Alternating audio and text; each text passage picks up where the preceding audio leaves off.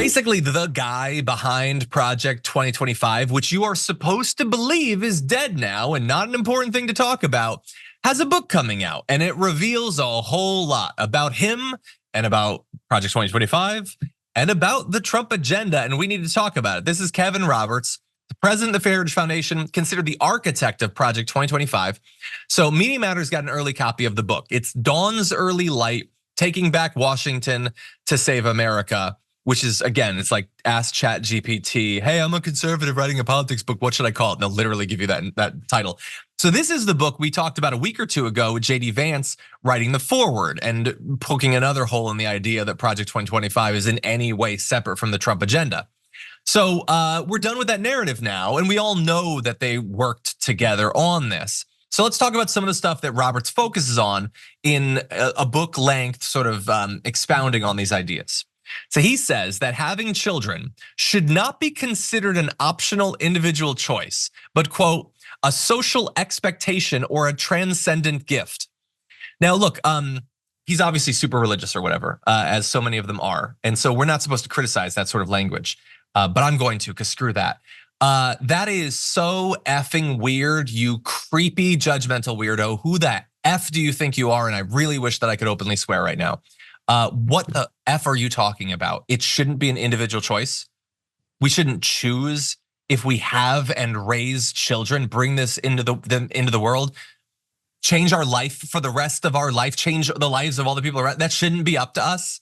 Small government people, that's who these are. They're small government, except that they think you shouldn't get to determine what your life is. Not even just control of your own body, but control over what your life will be. It's a social expectation.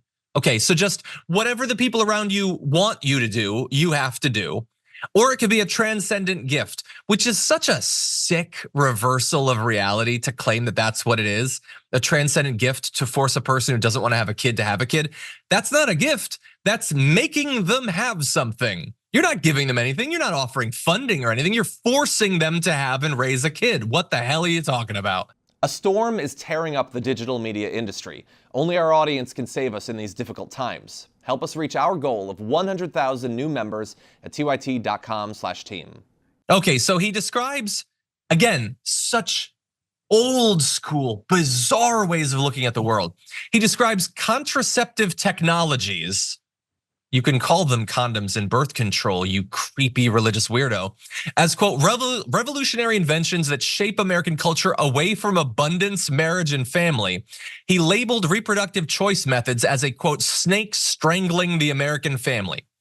So again, all the religious imagery or whatever, the metaphors and all that. You may be a Christian, you may be an atheist, you may follow some other religion, and that may inform your values. Not anymore. Because he has a religion and it's better than yours and it gets to be in control. That's the way he thinks about things. And you using condoms or birth control is killing the family. Again, you don't get to choose what happens to you. A creepy old religious guy with a misconception of what the Bible says about abortion gets to decide. We're learning a lot today. Okay, this is Project 2025. Okay, so he also blamed contraception for a rise in abortion rates, which is truly insane. He says as other kinds of contraceptive technologies spread, abortion rates went up, not down. And as we all know, if two things happen near the same time, they obviously caused each other. The hell are you talking about? You're talking about a period of like 50 years. You can't conceive of other potential explanations for why two numbers go up? Anyway, he says it makes it seem like having a child isn't optional. Again, it is optional, it will be optional because they will not win on this issue, but he doesn't want it to be optional. And he goes on to say, once you understand this pattern, individual choice masking cultural upheaval, you will see it everywhere. In vitro fertilization seems to assist fertility, but has the added effect of incentivizing women to delay trying to start a family, often leading to added problems when the time comes. So again, it is not enough that they have killed Roe v. Wade. They are definitely coming for IVF. That is the Project 2025 architect saying it's a sick thing that ruins families.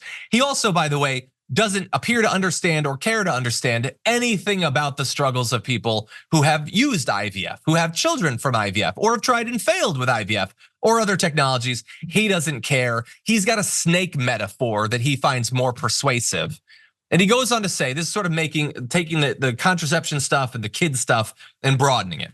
That's a problem because a childless society becomes decadent and nostalgic.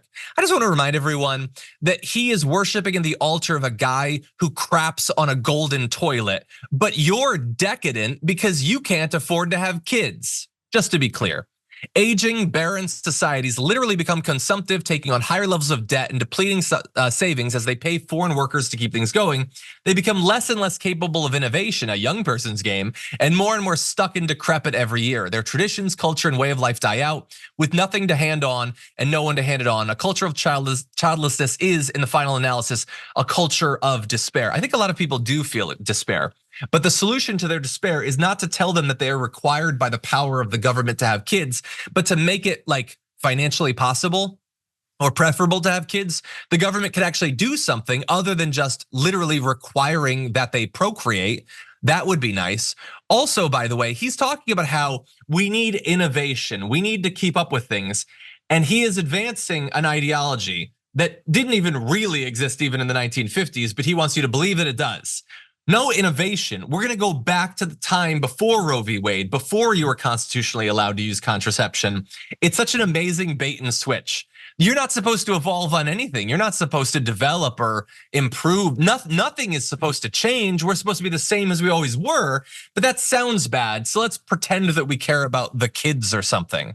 And so look, there's a whole book here. We could go more in depth into it. This is who Kevin Roberts is. This is what the Heritage Foundation is, by the way. And just briefly, they want you to believe that that's like a think tank. That's like a serious place where they have scholars and philosophers and they do studies and then they come up with proposals for policies. This sounds like any freakish online pastor telling you that your vagina's up to him to control and he gets to choose when you get knocked up. But again, super reputable because it's been around for a while and they have a lot of money. But he's got a snake metaphor for you that he finds very compelling. Anyway, don't let them try to move on from the Project 2025 stuff. They are trying to take the focus off of it, which they were too stupid to do from the very beginning, but it is still very much the roadmap for what a second Trump term would be like.